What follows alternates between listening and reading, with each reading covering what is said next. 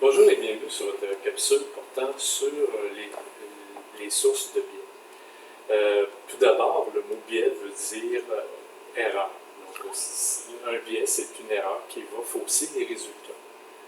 Vous voyez ici, lorsque vous regardez votre écran, vous allez voir qu'il y a 11 sources de biais. On pourrait en trouver encore plus que ça.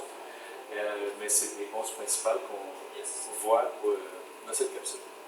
Donc, la première, c'est mauvaise formulation de la question. Or, souvent, lorsque vous voulez poser une question de sondage, votre question doit être la plus précise possible. Par exemple, si par exemple, vous voulez connaître, vous pourriez par exemple demander quelle est la marque de savon préférée et la façon que vous l'écrivez, la personne, ça va l'amener à donner une réponse autre qu'elle aurait donnée. Ce genre de formulation-là, ici, lorsqu'on formule une question, il faut que ce soit clair. On doit toujours, par exemple, si vous inversez des mots, comme actuellement, si j'essaie d'expliquer quelque chose et je n'utilise pas les bons mots, ben, au fond, le danger ici d'une mauvaise formulation d'une question, ben, la personne ne saura pas quoi répondre. La deuxième, l'utilisation de la négation. Il faut vraiment faire attention. Souvent, on déconseille d'utiliser la négation dans une question de sondage. Pourquoi? Parce qu'imaginez-vous, par exemple, que je vous demanderais, n'est-il pas vrai qu'il est faux d'affirmer que le contraire du fait qu'il ne pleuve pas est faux? Là, actuellement, j'ai utilisé plusieurs négations dans une même phrase. Vous ne savez pas si je dis s'il pleut ou vous ne savez même pas s'il pleut ou qu'il ne pleut pas. Donc, avec le nombre de négations, mais vous mettez la personne à laquelle vous demandez la question, cette personne-là va être complètement perdue. Pour la question discrète, indiscrète ou embarrassante, mais il y a certains sujets qu'on ne peut pas vraiment parler avec les gens. Par exemple, si vous demandez le salaire annuel d'une personne, peut-être que ça n'intéressera pas de vous dire, par exemple, qu'elle fait un gros montant. Ça peut la gêner. Puis, dans le quartier, tout le monde va se dire, ben, regarde, cette personne gagne 100 quelques mille. Puis, les gens, là-dessus, vont être plutôt gênés à répondre à une question comme ça. Ou c'est une question qui porte sur le sexe. Donc, c'est un, comme on dit, c'est un sujet qui est embarrassant. Pour le quatrième, sujet inconnu des répondants, ben, imaginez-vous que vous posez une question sur le rugby. Par exemple, quel est votre joueur préféré de rugby dans l'équipe nationale néerlandaise? Il y a des très fortes chances que personne ne soit capable de répondre. Peut-être que vous allez avoir une réponse parce que quelqu'un est vraiment amateur de rugby, mais dans la majorité des gens que vous allez interviewer, ben, au fond, le rugby et l'équipe néerlandaise, mais ça ne dit rien. Donc, vous risquez d'avoir des résultats qui vont fausser l'information que vous voulez obtenir. Nous allons aussi répondre dans la question ou mettre un mot qui est incitatif. Autrement dit, par exemple, si par exemple je pose une question sur la santé, selon les experts, posséder des plantes vertes à la maison, c'est bon pour le moral et pour la santé. Qu'en pensez-vous?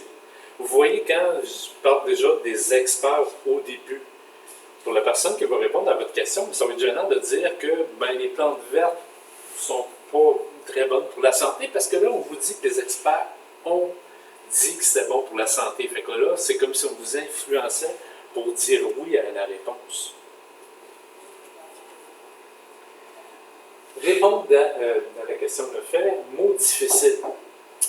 Un mot difficile, là, c'est un peu, par exemple, comme je dirais, vos parents sont-ils dogmatiques?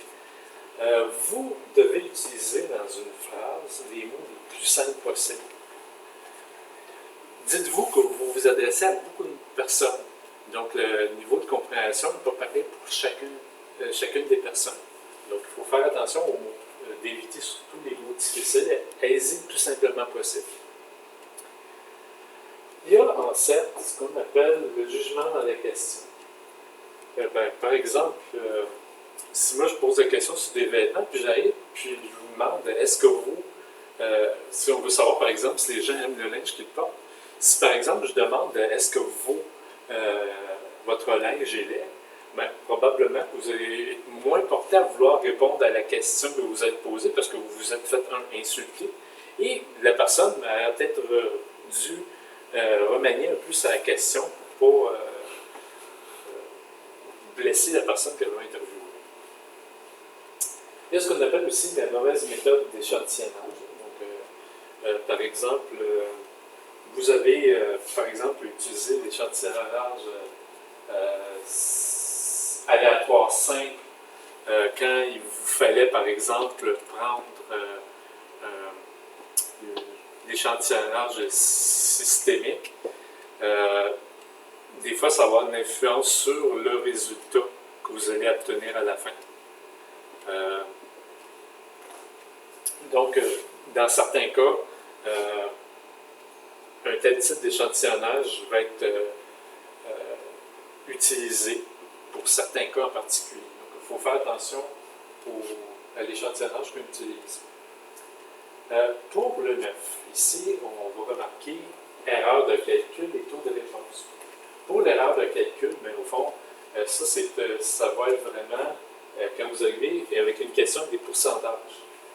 Si on vous dit, par exemple, 60% des gens ont apprécié le savon de telle marque, quand dans les faits, il y a eu une grosse erreur et dans les faits, c'était juste 10%. Ici, là, vous allez vous ramasser dans deux cas possibles. Vous allez revenir aussi dans l'incitatif ici, mais en même temps, vous êtes dans les erreurs de calcul parce que vous n'avez pas présenté le bon chiffre. Une autre variante, c'est le taux de réponse. Si vous avez choisi un échantillon de 24 personnes, puis qu'il y a simplement 2 personnes qui ont répondu sur 24, ben c'est triste, là, mais les résultats que vous avez obtenus, vous ne pouvez pas quantifier ça à une population juste à 2 personnes sur 24.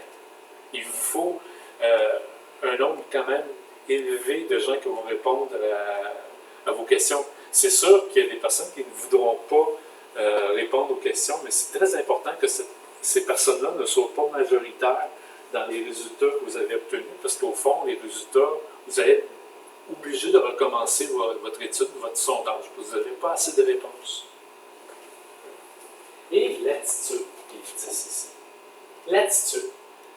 Si vous avez quelqu'un qui vient chez vous et qui vous demande si vous êtes d'accord que la ville construise un parc devant chez vous, et que la personne vous pose la question, ça n'a pas l'air vraiment de l'intéresser, vous voyez qu'il n'y a pas de bonne humeur, puis l'attitude de la personne elle-même, de l'intervieweur, va vous influencer. Si cette personne qui est arrivée était joyeuse, puis ça ferait vraiment une différence. Ça peut vraiment influencer votre réponse à la question. Et finalement, la présentation des résultats.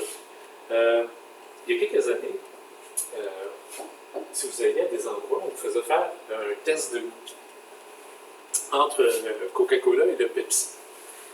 Or, les résultats étaient présentés par Pepsi. Donc, Pepsi avait tous les avantages à dire que les gens buvaient du Pepsi, étaient beaucoup plus nombreux que les gens qui buvaient du Coca-Cola. Donc ici, il faut faire attention, parce que quand on a un intérêt dans la présentation des résultats, et toute votre étude est faussée, puis les gens vont dire, ben oui, c'est sûr, tu ne diras pas que ton concurrent a une meilleure boisson gazeuse que toi. Donc ici, c'est